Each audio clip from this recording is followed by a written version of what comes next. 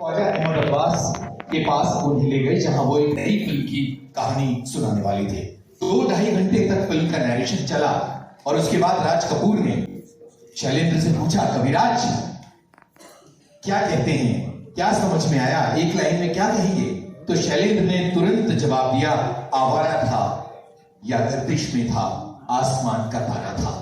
2.5 घंटे के नरेशन को एक लाइन में समेट देने का कमाल शैलेंद्र ने किया था और उसके बाद पूरे संसार ने इस गाने को अपनाया।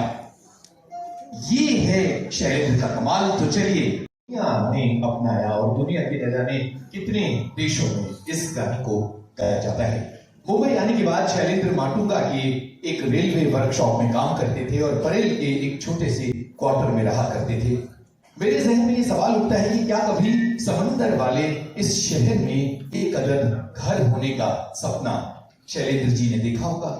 अरब सागर के किनारे बसा आसमान को चूमता मुंबई हमेशा जद्दोजहद का, संघर्ष का शहर रहा है। यहाँ सब कुछ है सिवाय जगह के। यहाँ हमेशा से जगह की तंगी है। ये सिकुड़ कर जीने वाला शहर है, ये बेघरों का शहर है। यहाँ के फुटपाथों, पुलों, बगीचों, मैदानों, रेलवे स्टेशनों, जहां जहां मुमकिन है आपको वहां वहां लोग रातें काटते हुए मिल जाएंगे। गर्मी, सर्दी, बरसात, हर मौसम उनके लिए एक है। बहुत सारे टैक्सी ड्राइवर ऐसे हैं जिनके लिए उनकी टैक्सी ही उनका घर है।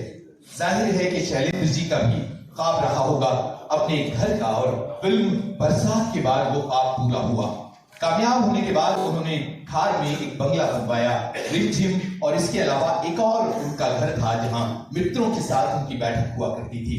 यहाँ गुलजार साहब मौजूद हैं। उनके एक संस्मरण में बापू निवास का जिक्र आता है। एक कमरा, किचन और बरामदा जो उन्होंने एकांत में बैठकर लिखने के लिए तैयार किया था। अपने एक छोटे से घर के मासूम ख्वाब को उन्होंने एक गाने में पिरो दिया। आज 68 बरस बीत गए, EMI भरने की तमन्ना लिए लोग अपने घरों का ख्वाब देखते हैं और इसी ख्वाब का नगमा।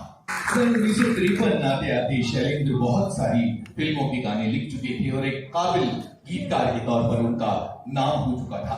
सन 1948 के आसपास का वो जमाना है जब भारत का पहला अंतर्राष्ट्रीय फिल्म समारोह मुंबई में आयोजित किया गया और बिमल रॉय और उनके साथियों ने फिल्म देखी, द बाइसाइकिल थीफ। इसका बहुत गहरा असर पड़ा। ये डॉक्यूमेंटेशन है कि लोकल ट्रेन से ये पूरी टीम बिमल रॉय और साथियों की लौट रही थी, तो उन्होंने ये अहद किया, ये प्लान किया कि बिमल रॉय प्रोडक्शंस की पहली फिल्म बनेगी तो वो यथार्थ की धरातल पर इतनी ही गाढ़ी होनी चाहिए जितने के लिए कोलकाता की सड़कों पर ठोकरें खाता रहता है, ताकि कर्ज चुकाकर अपनी 2 बीघा जमीन को बचा सके। बिमल रॉय के सबसे करीबी ऋषिकेश मुखर्जी ने सलील चौधरी की ये कहानी रिक्शा वाला सुनी और ये तय किया गया कि इसे बिमल रॉय को सुनवाया जाए। और इस तरह से जिस फिल्म को बनाने का फैसला हुआ वो थी 2 बीघा जमीन। शैलेंद्र इप्टा से आते थे और जो मजदूर वर्ग था, जो आम आदमी था, पीड़ित आदमी था, मजलूम थे, उनसे उनका झुकाव पूरी तरह से साफ था। उन्होंने तू जिंदा है तो जिंदगी के गीत पर यकीन कर और हर जोर जुल्म की टक्कर में हड़ताल हमारा नारा है जैसे एंथम लिखे थे। आगे चलकर बिमल रॉय और शैलेंद्र के साथ की ये शुरुआत हिंदी सिनेमा के लिए इतिहास बन गई। कैसे, ये हम बाद में बात करते हैं। पहले एक दिलचस्प बात मैं आपको बताना चाहता हूं कि शैलेंद्र ने गीतों की एक जोड़ी लिखी थी। हिंदी सिनेमा के इतिहास में शायद ऐसी कोई दूसरी मिसाल नहीं मिलती। सन 1956 में फिल्म जागते रहो के लिए उन्होंने लिखा जिंदगी ख्वाब है, और सन 1965 के आसपास जब छोटी छोटी बातें फिल्म आई तो उन्होंने लिखा जिंदगी ख्वाब है, था हमें ये पता पर हमें जिंदगी से बहुत प्यार था। जिंदगी ख्वाब है तो आप सभी सुनते हैं और अभी हम इसी गाने को पेश करने वाले हैं। लेकिन मुझे लगता है कि जिंदगी ख्वाब है, था हमें ये पता, ये गाना कम लोगों ने सुना है।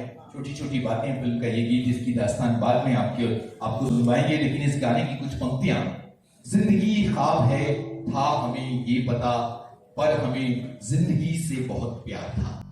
सुख भी थे, दुख भी थे, दिल को घेरे हुए, चाहे जैसा था रंगीन संसार था।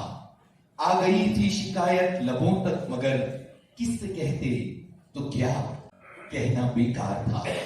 चल पड़े दर्द पीकर तो चलते रहे, हार कर बैठ जाने से इनकार था। चंद दिन था बसेरा हमारा यहाँ, हम भी मेहमान थे, घर तो उस पार था। हम सफर एक दिन तो बिछड़ना ही था। अलविदा अलविदा अलविदा। ये ताज रहे न ये राज रहे, न राजघराना प्रीत और प्रीत का गीत रहे, कोई लूट सके न ये खजाना। और शैलेंद्र सत्ता की ताकत और चकाचौंध के चक्रव्यूह में फंसे हुए लोगों को खबरदार करते हुए कहते हैं, तुम्हारे महल चौबारे यही रह जाएंगे प्यारे, अकड़ किस बात की प्यारे। यही शैलेंद्र दार्शनिकता की बहुत गहरी पैठ के साथ एक सहज सरल जीवन के समर्थक रहे हैं। शैलेंद्र कहते हैं, सहज है सीधी राह पे चलना, देख के उलझन बच के निकलना, चाहे ये माने या ना माने, बहुत है मुश्किल गिर के संभलना। और कहीं शैलेंद्र कहते हैं, माना के गहरी है धारा, माना के गहरी है धारा, पर है कहीं तो किनारा, तू भी मिला आशा के सुर में मन का ये एक तारा। और यही शैलेंद्र मौजूदा संसार से कभी निराश होकर ये कहते हैं, नफरत है निगाहों में, नफरत है निगाहों में, वहशत है निगाहों में, ये कैसा जहर फैला दुनिया की हवाओं में, प्यार की बस्तियां खाक होने लगी, अब किसी पे किसी को भरोसा नहीं, अब कहां जाए। कभी कभी ये सोचकर हैरानी होती है कि आधुनिक हिंदी सिनेमा का एक कालजयी गीतकार कितना कम समय लेकर इस दुनिया में आया था।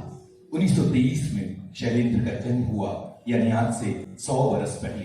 ये वो साल था जब मुकेश और देव आनंद का जन्म भी हुआ, पर शैलेंद्र सबसे पहले गए। उनके हिस्से जिंदगी के केवल 43 बरस आए, और अगर गीतकारी के सफर को नापें तो 16-17 बरस का सफर है। और क्या कुछ दे गया ये गीतकार हमें, क्या कुछ दे गया कि हम अपनी खुशनसीबी को समेटे नहीं समेट पाते हैं। जब कमजोर पड़ने लगे, जब कदम लड़खड़ाने लगे, तो शैलेंद्र के गीतों का हाथ पकड़कर आगे बढ़ चलिए, हिम्मत अपने आप आपके पास आ जाएगी।